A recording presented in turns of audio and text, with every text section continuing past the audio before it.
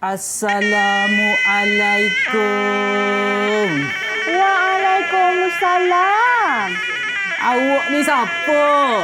Lah, ambo ni Mira, host Didik TV.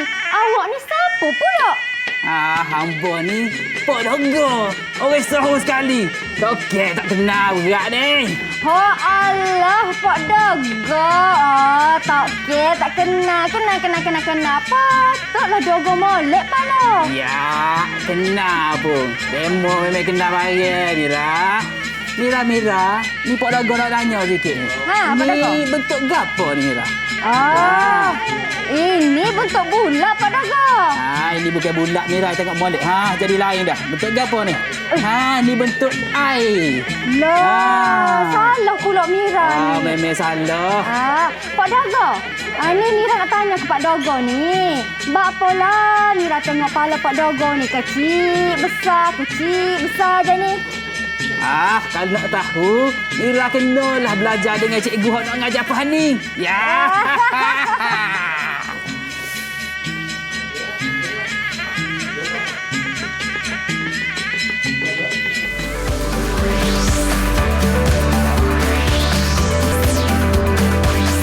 Didik TV KPM.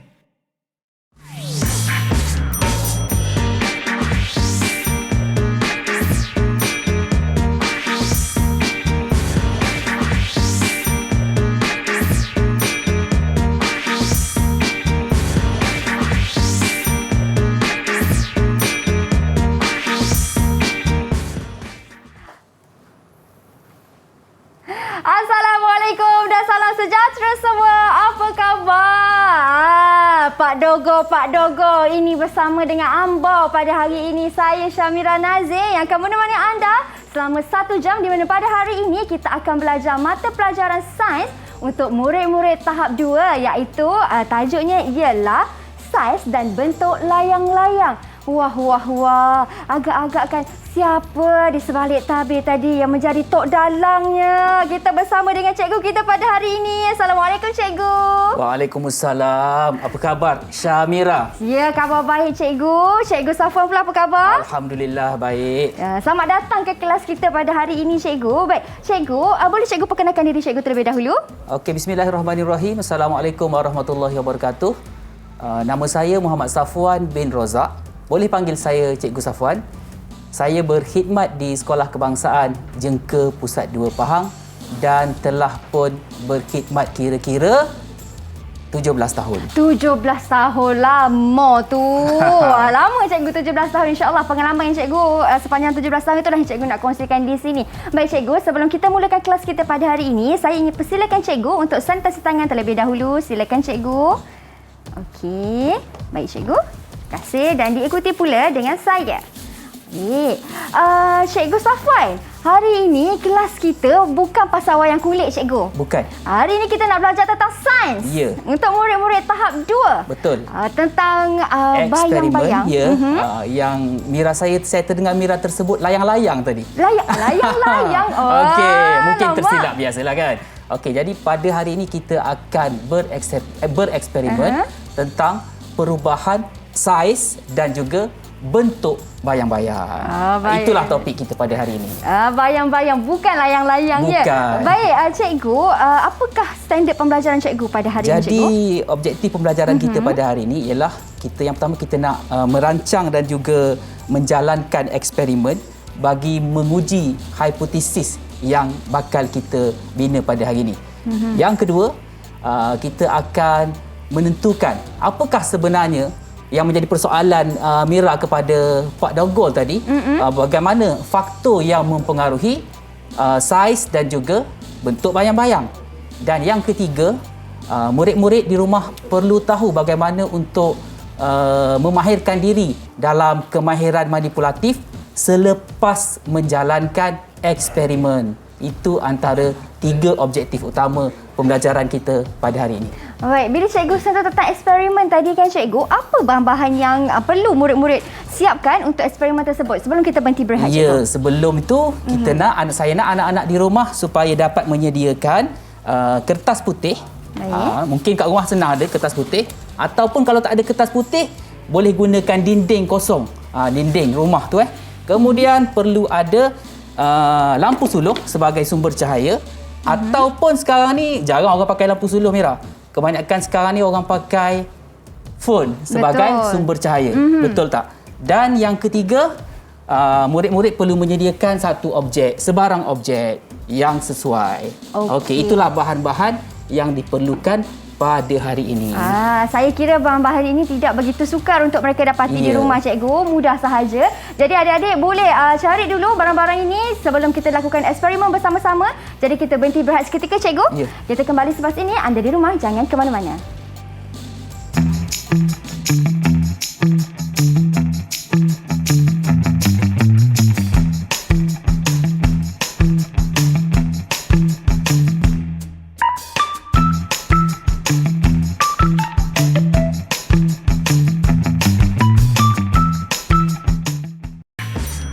Didik TV KPM.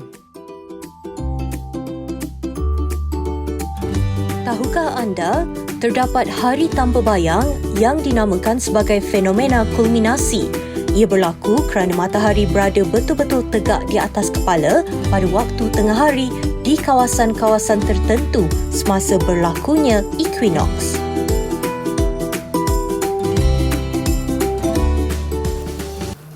Baik, kembali kita di tahap 2 di mana pada hari ini kita akan belajar mata pelajaran sains dan topiknya ialah saiz dan bentuk bayang-bayang. Kita nak belajar tentang bayang-bayang dan bersama dengan Mira Cikgu Safwan. Tadi kan cikgu ada trivia yang mengatakan ada hari yang tanpa bayang. Menurut Cikgu Safwan, hari itu telah berlaku semalam. Ya, betul. Ada semalam saya pun terbaca. Sebelum ini pernah berlaku sekali juga pada tahun ini. Dan semalam kebetulan dengan tajuk kita pada hari ini berlaku equinox sekali lagi, di mana pada tengah hari berlakunya pembentukan tanpa bayang. Tanpa bayang pada waktu tengah hari kerana matahari betul-betul berada tegak di atas kepala. Itu dia. Ini buatkan saya makin teruja nak tahu ni cikgu tentang bayang-bayang ini. Dan pada segmen kedua ini, cikgu akan buat eksperimen yang akan sama-sama saya dan juga murid-murid di rumah lakukan juga. Okey cikgu, apa cikgu nak fokuskan di segmen kedua ini? Jadi untuk segmen yang kedua ini kita akan fokuskan bagaimana persoalan Mira kepada Pak Dogol tadi tentang kepala Pak Dogol tu besar kecil. Jadi sebenarnya kenapakah berlakunya perubahan saiz bayang-bayang kepala Pak Dogol tersebut? Jadi untuk kita menyiasat apakah faktor yang menyebabkan berlakunya perubahan saiz bayang-bayang, mari kita meneruskan dengan eksperimen kita pada hari ini. Jom cikgu. Okey. Jadi seperti mana yang telah pun saya nyatakan sebelum kita berhenti rehat tadi, kita perlukan bahan-bahan seperti sumber cahaya, objek dan juga skrin. Okey, di atas meja kita sekarang, boleh saya alihkan sekejap?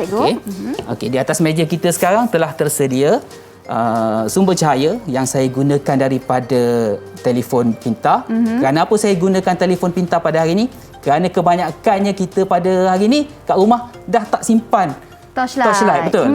Okey. Mira sendiri ada torchlight kat rumah? Itulah, saya sendiri pun guna torchlight di telefon pintar. Kebanyakannya manusia sekarang ni telah memanfaatkan teknologi yang ada, dan kalau kita nak guna torchlight ni biasalah nak cari bateri lagi. Betul? Kan. Dan kalau guna phone lagi senang untuk kita gunakan. So kita gunakan objek, okey, yang hari ini objeknya berbentuk silinder dan kita perlukan skrin. Okey, baiklah.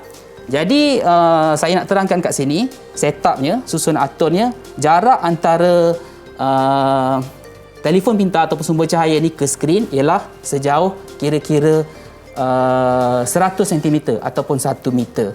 Okey, baiklah. Tapi sebelum kita melaksanakan eksperimen kita pada hari ini, seharusnya kita menentukan dulu apakah pemboleh ubah yang ada dalam eksperimen ini. Baiklah. Okey. Kita mulakan dengan pemboleh ubah yang dimalarkan, iaitu pemboleh ubah yang sama. Ya. Agak-agak Mira, apakah pemboleh ubah yang dimalarkan? Kalau pemboleh ubah yang dimalarkan ataupun yang sama, menurut saya ialah sumber cahayanya, cikgu. Ya, sumber cahaya. Okey, sebenarnya kurang tepat, Mira. Kurang tepat. Kurang apa tepat. yang tepat tu, cikgu? Okey, tak apa. Okey, yang lebih tepat ialah objek ni sendiri. Tapi kita tak bolehlah sebut sebagai objek saja. Kita kena letakkan parameternya, iaitu saiz objek, jenis objek ataupun bentuk objek.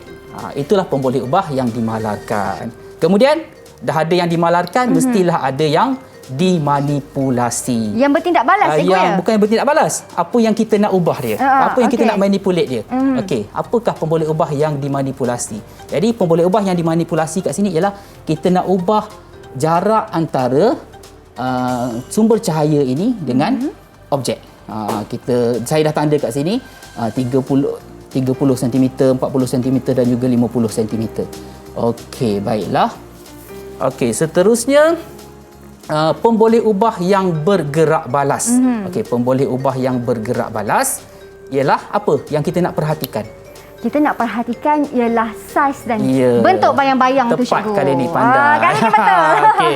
Ya, pemboleh ubah yang bergerak balas ialah saiz bayang-bayang yang dihasilkan. Okey, baiklah. Jadi kita dah ada pemboleh ubah, bolehlah kita tentukan apakah hipotesis bagi penyiasatan ini. Boleh Mira tentukan apakah hipotesisnya? Saya cuba, cikgu ya. Hipotesisnya ialah apabila semakin dekat cahaya dengan objek, bayang-bayang yang akan dihasilkan semakin besar, cikgu. Ya, saya rasa itu adalah antara jawapan yang tepat. Tetapi kita harus ujinya melalui eksperimen. Jadi boleh kita mulakan sekarang? Boleh, cikgu. Tiada masalah. Baiklah. Yang pertama saya akan dekatkan. Mungkin kurang jelas sikit disebabkan cahaya yang cukup terang. Mungkin boleh gelapkan sedikit lampu. Boleh, cikgu. Kita kena gelapkan sedikit lampu, cikgu ya, supaya lebih jelas. Lampu supaya lebih jelas. Bayang-bayang terhasilkan tu tak apa nampak. Baik. Okey. Kita tunggu. Baik, cikgu, lampu dah digelapkan, cikgu. Kita tengok bagaimana. Okey, baiklah.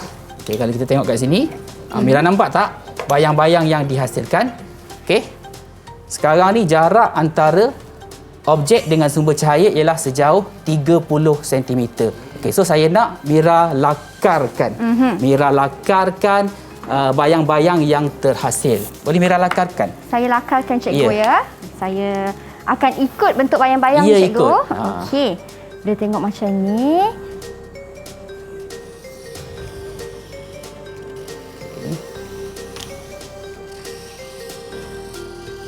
Okey, cikgu. Okey. Selesai. Mira lorekkan sikit. Saya lorekkan di bahagian dalam, cikgu. Barulah kita nampak dia sebagai bayang-bayang. Saya lorekkan di bahagian dalam, cikgu ya. Begini boleh, cikgu? Boleh. Okey. Okey, baik. Okey, cikgu. Alright, itulah bayang-bayang yang terhasil. Boleh Mira tanggalkan dan lekatkan pada jadual yang telah pun disediakan pada whiteboard. Okey, dan ini ialah bentuk bayang-bayang yang terhasil pada jarak 30 cm. 30 cm daripada objek. Okey. Saya cabut sikit. Boleh tekan sikit Mira. Okey, cikgu. Okay. Saya akan tampalkan di papan putih. Okey. Sebelah kanan Mira. Sebelah kanan sekali, cikgu. Baik. Boleh, situ boleh.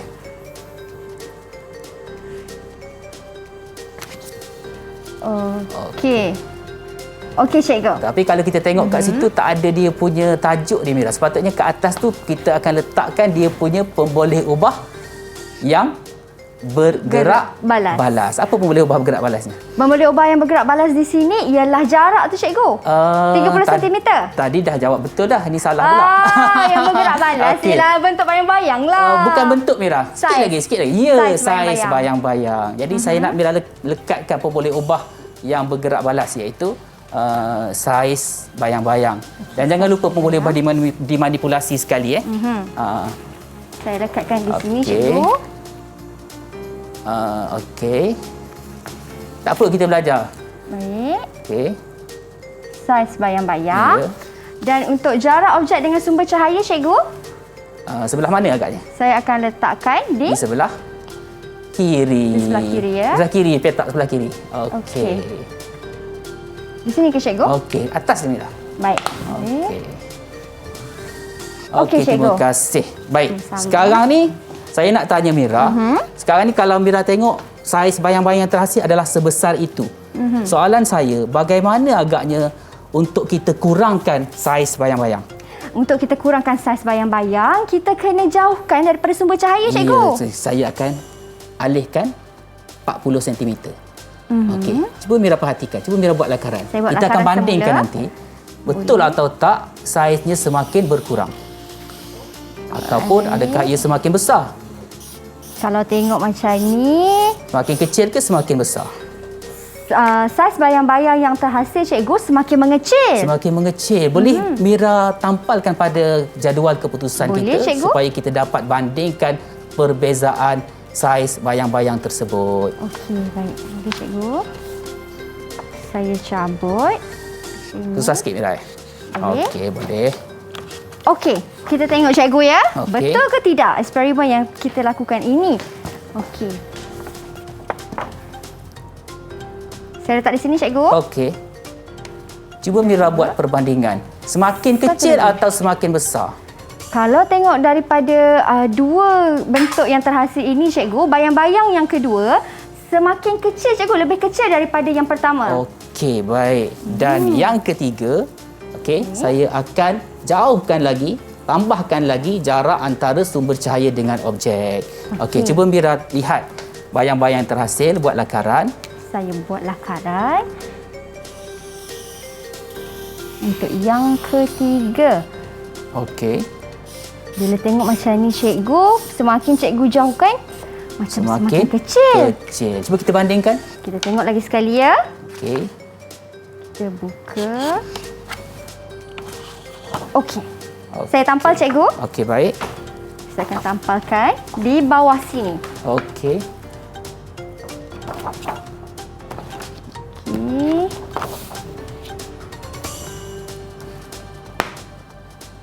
Baik.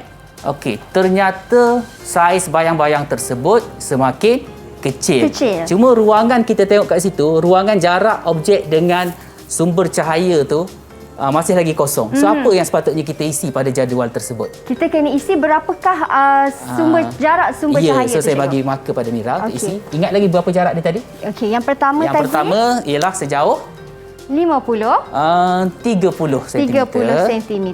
Ya. Yang kedua 40. Ya, betul. 40 cm. Yang kelima, yang ketiga ialah 50 cm. Ya. Okey. 50 Baiklah. cm.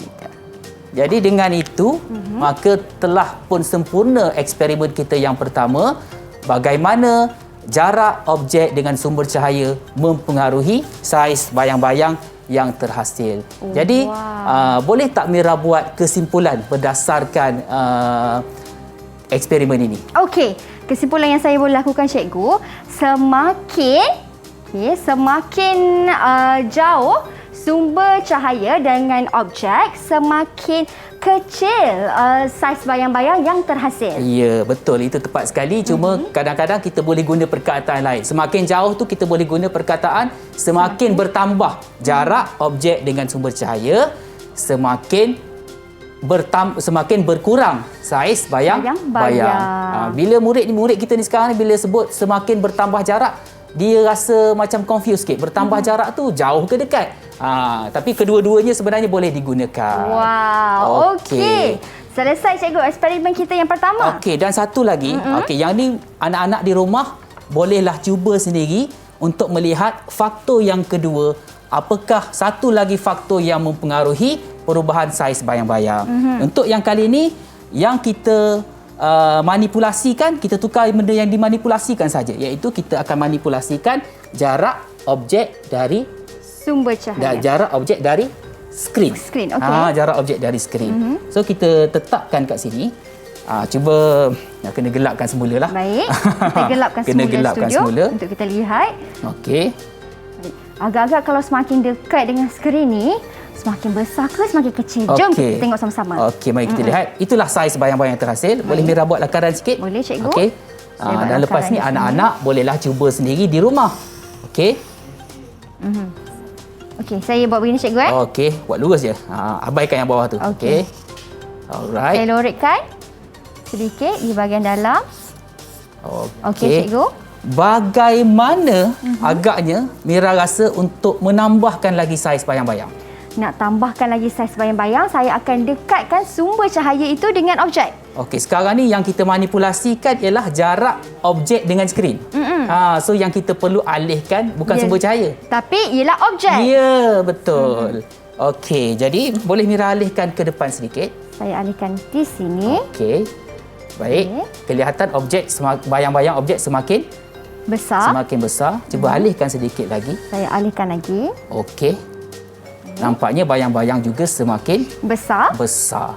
Jadi, kalau kita lihat kat sini, apakah faktor yang kedua? Okey, faktor yang kedua yang mempengaruhi perubahan saiz bayang-bayang untuk eksperimen yang kedua ini, Mira. Apakah faktornya? Faktor yang kedua ialah jarak objek daripada skrin kita. Ya, betul. Kalau yang pertama tadi, faktornya ialah jarak objek dengan Cahaya. sumber cahaya. Yang kedua ialah jarak objek dengan skrin. Okey, jadi apa kesimpulan untuk yang kedua ni? Okey, kesimpulan yang kedua pula, apa yang saya boleh lakukan, saya boleh katakan cikgu, semakin apabila jarak objek bertambah, Jarak objek dengan skrin Ya, bertambah, ya.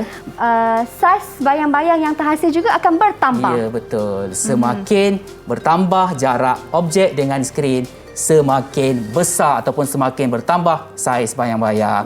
Maka dengan itu Mira dah berjaya melaksanakan 2 eksperimen hari ini dengan berjaya. Okey, saya pasti anak-anak di rumah juga dapat memahami konsep eksperimen ini dan memahami apakah faktor-faktor yang mempengaruhi perubahan saiz bayang-bayang. Maka saya akan bagi 2 bintang pada Mira pada hari ini. Wah, Okey, saya akan dapat masukkan sini 2 Okey. bintang boleh cikgu. 1 dan juga 2.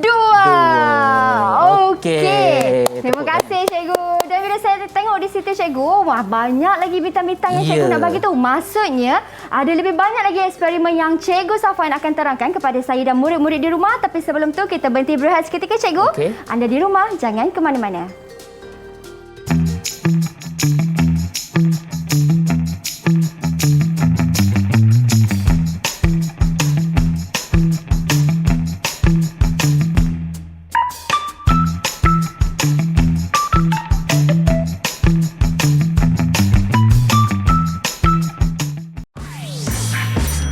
Didik TV KPM.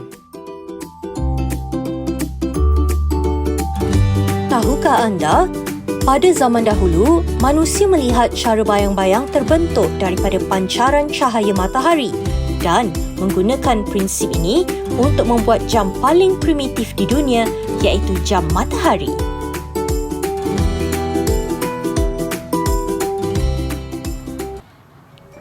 Baik, kembali kita di tahap 2 di mana hari ini kita belajar tentang sains, dan sebelum kita berhenti berehat tadi, saya dan juga Cikgu Safwan kita telah lakukan eksperimen bersama-sama tentang saiz bayang-bayang yang terhasil apabila kita jauhkan jaraknya dan apabila kita dekatkan jaraknya dengan sumber cahaya. Dan di segmen yang ketiga ini, saya nak tanya dulu kepada Cikgu Safwan. Cikgu, tadi masa pembukaan program kita ada sedikit wayang kulit dan saya tanya, Pak Dogo tanya saya, ini bentuk bulatan ke bentuk air? Saya kata bentuk bulatan tapi salah. Pak Dogo kata bentuk air. Jadi cikgu macam mana tu cikgu? Okey, sebenarnya untuk eksperimen yang kali ini, pernyataan masalah itu kita akan rungkaikan dalam eksperimen bagaimana faktor yang mempengaruhi perubahan bentuk bayang-bayang. Apakah faktor yang mempengaruhi bentuk bayang-bayang yang terhasil? Jadi untuk eksperimen ini, okey, pemboleh ubah yang kita malarkan yang sama sepatutnya apa, Mira? Pemboleh ubah yang kita malarkan kalau di eksperimen yang kita nak lakukan ini ialah saiz objek, cikgu.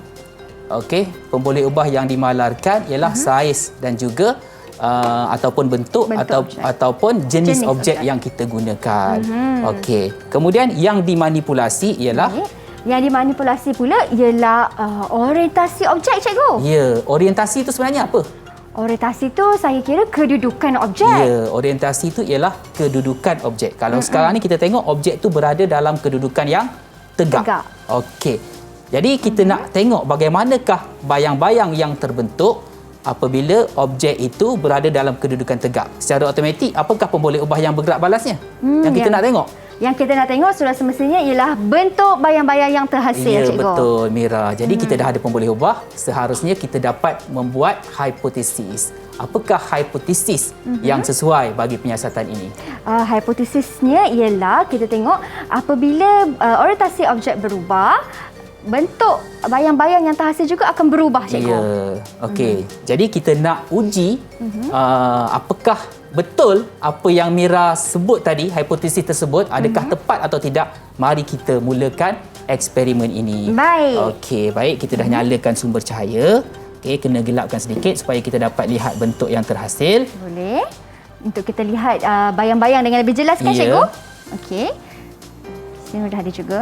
Okey. Aktiviti ini juga murid-murid di rumah pastinya boleh lakukan juga kan, cikgu? Ya, sama. Bahan-bahan yang sama saja dengan yang tadi. Sebab itu kita tak ulang dia punya alat dan bahan dia. Okey. Cuba Mira lihat bentuk yang terhasil sekarang. Apakah bentuk yang Mira nampak? Saya nampak bentuk macam petak, cikgu. Okey, boleh Mira buat lakaran sedikit. Boleh, saya buat lakaran. Okey. Okey, cikgu. Okey. Saya lorikkan juga, Lorikkan cikgu. sedikit. Saya lorikkan sedikit. Okey. Alright. Okey. Mira tanggalkan kertas tu supaya kita dapat mengubah orientasi objek selepas ini. Boleh. Okey. Ya, cikgu. Sekarang Mira ke saya nak ubah orientasi objek tu? Boleh, mana-mana pun boleh, cikgu. Mira, Saya cubalah pun boleh. ubah orientasi saya objek tu. Cuba, cikgu ya. Ya. Saya nak buat orientasi ataupun kedudukan objek ni beginilah, cikgu. Okey. Terbaik. Okey. Oh. Boleh bergolek tak? Okey. Okey. Okey. Alhamdulillah. Nampak di situ sekarang apakah bentuk bayang-bayang yang telah pun terhasil? Apa bentuknya tu, Mira? Okey. Bentuk ni, cikgu, yang terhasil ialah bentuk bulat. Ya, bentuk bulat. Sekarang Mira lakarkan bentuk tersebut. Saya lakarkan. Di sini. Okey, cikgu. Okey. Boleh. Saya lorikkan juga Okey. di bahagian dalam. Boleh Mira tunjukkan lakaran yang pertama dengan yang kedua agar murid-murid di rumah dapat menyaksikan apakah perbezaan kedua-dua bentuk yang terhasil. Boleh. Saya cabut, cikgu, ya? Okey, boleh cabut. Okey. Saya cabut dan kita lihat yang pertama dan yang kedua. Wah, berbezalah, cikgu. Ya, satu bentuk segi empat, satu lagi bentuk Bulatan. bulatan. Jadi, untuk eksperimen ini, soalan saya kepada Mira, apakah faktor yang menyebabkan berlakunya perubahan bentuk bayang-bayang? Faktornya sudah semestinya ialah orientasi objek, cikgu. Ya, tepat sekali.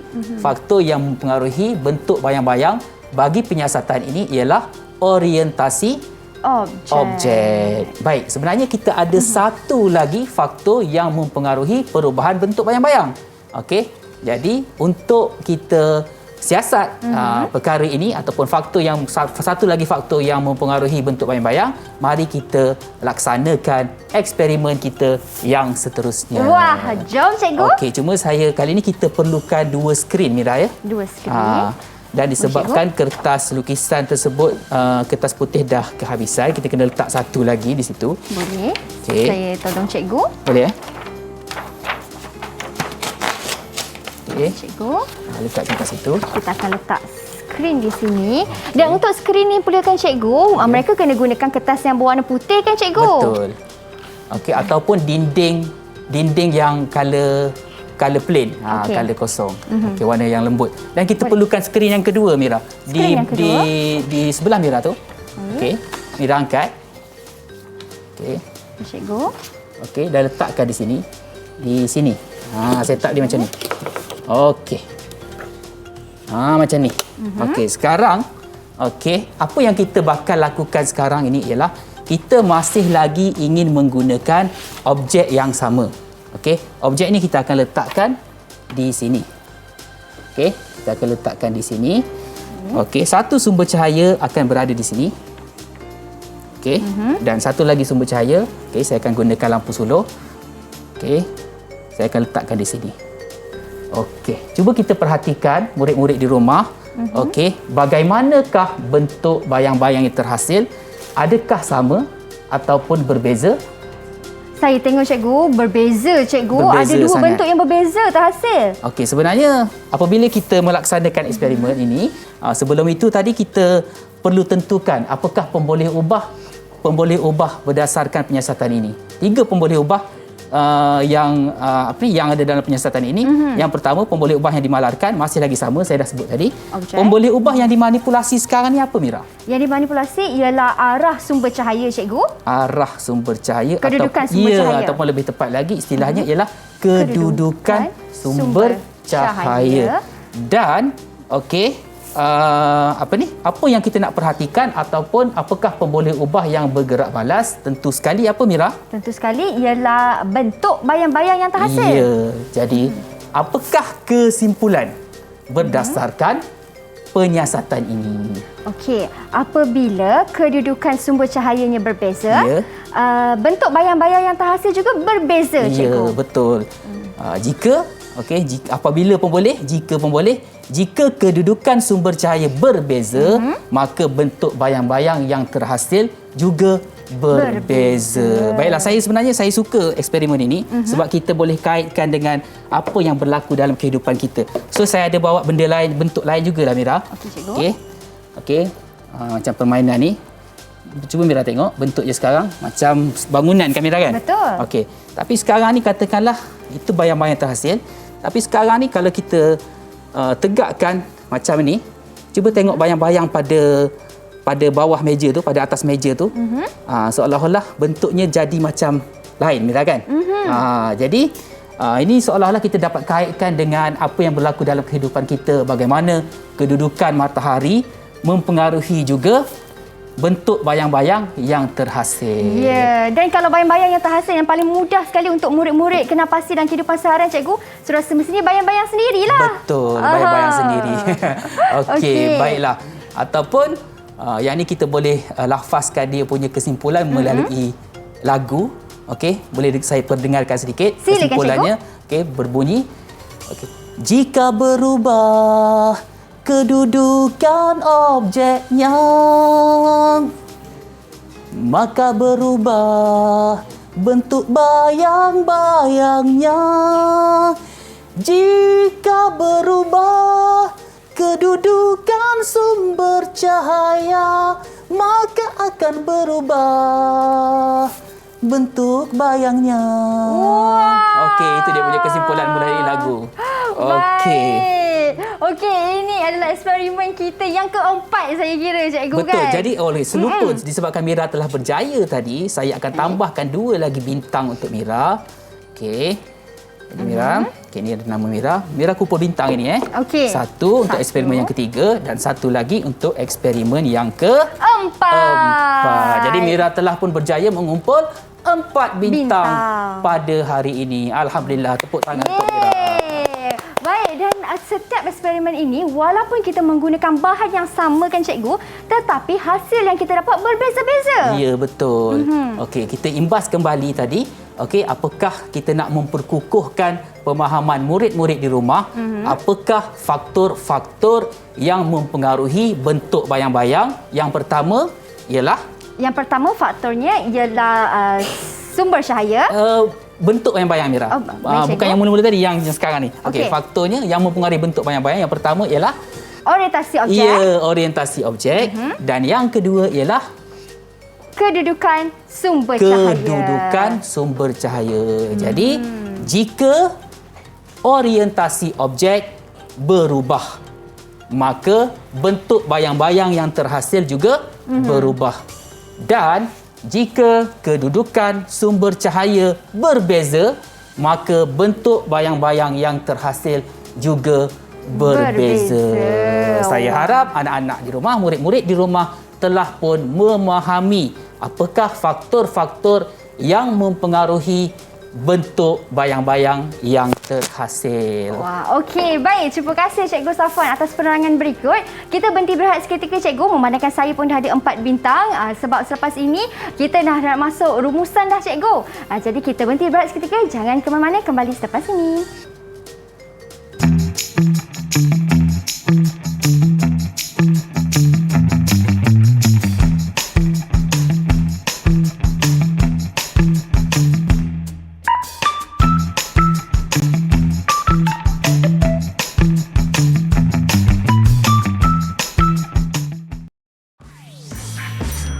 Didik TV KPM. Tahukah anda, objek yang diperbuat daripada bahan yang bersifat lut sinar tidak akan menghasilkan bayang-bayang kerana cahaya boleh menembusi objek tersebut.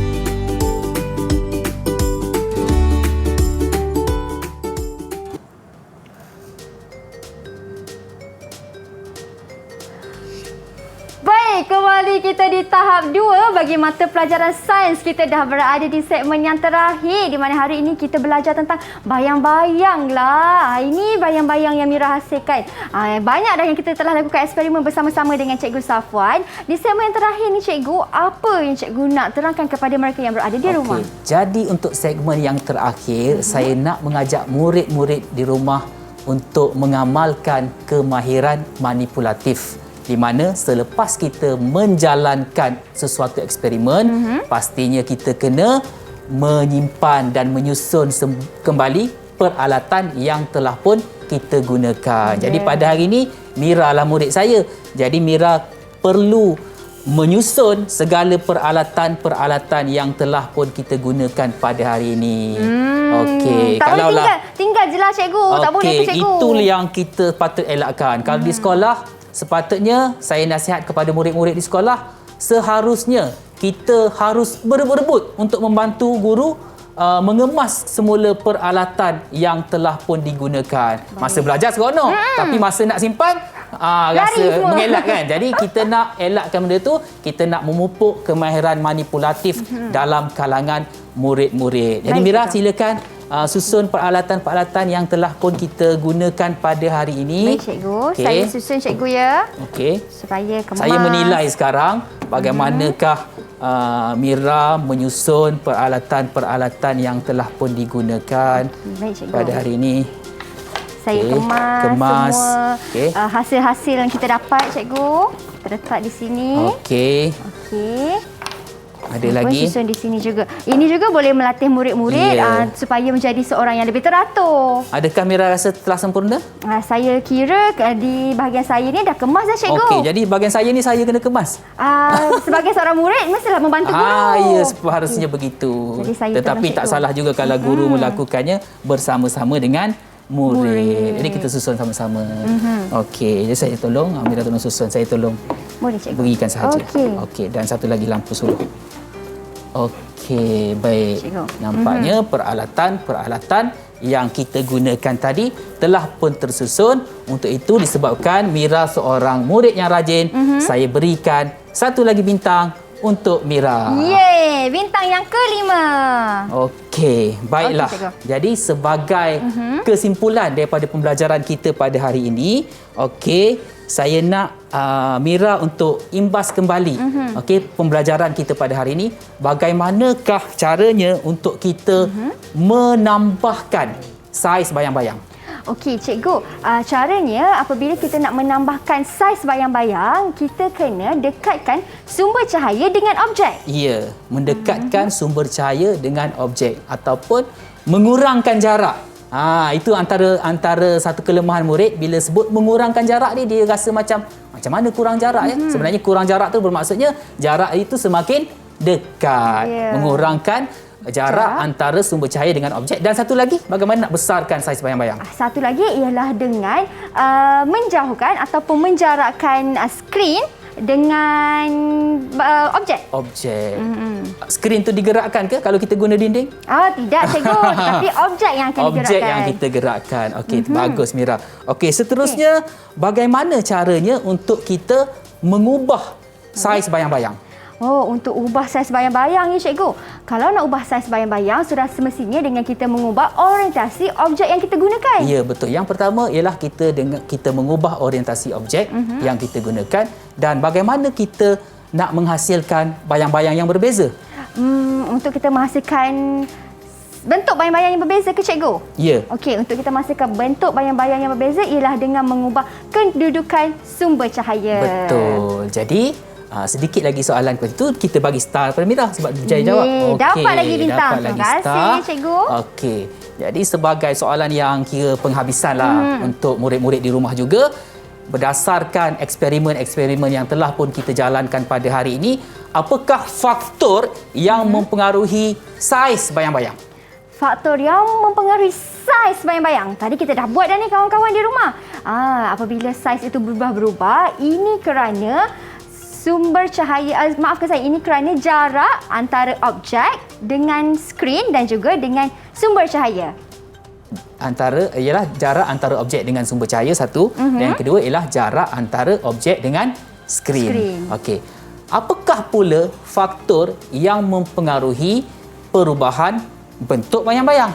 Yang faktor yang mempengaruhi perubahan bentuk bayang-bayang ialah, kalau saya kata, kedudukan objek, cikgu.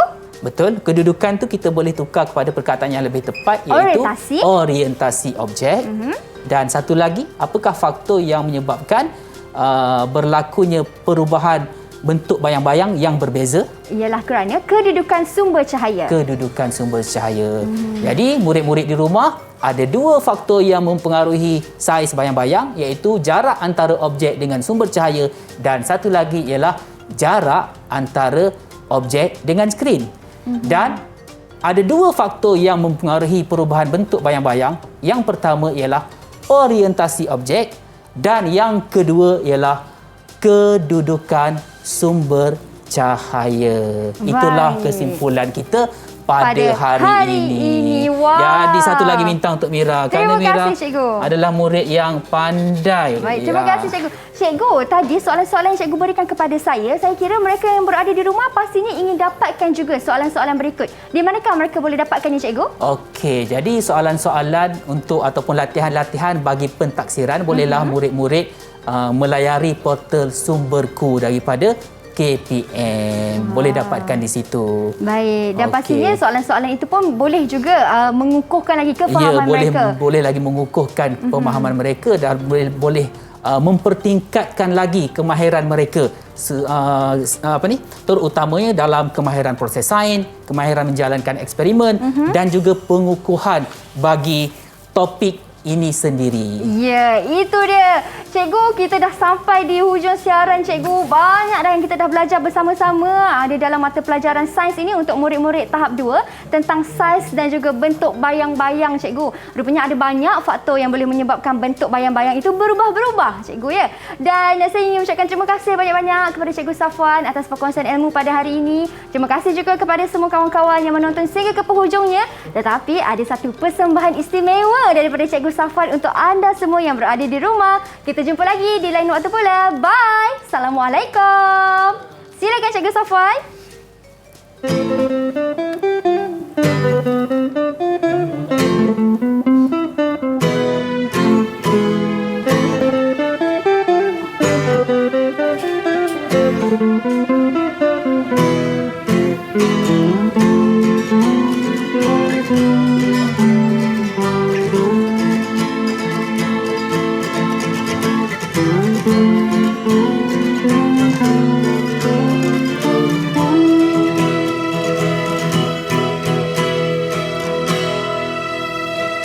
Semakin dekat objek dengan cahaya, semakin besar saiz bayang-bayangnya. Semakin jauh objek dengan sumber cahaya, semakin kecil saiz bayangnya. Jika berubah kedudukan objeknya, maka berubah bentuk bayang-bayangnya. Jika berubah kedudukan sumber cahaya, maka akan berubah bentuk bayangnya. Cahaya, cahaya, cahaya, kau bergerak lurus. Bila dihalang objek legap, bayang-bayang terbentuk. Cahaya, cahaya, cahaya, boleh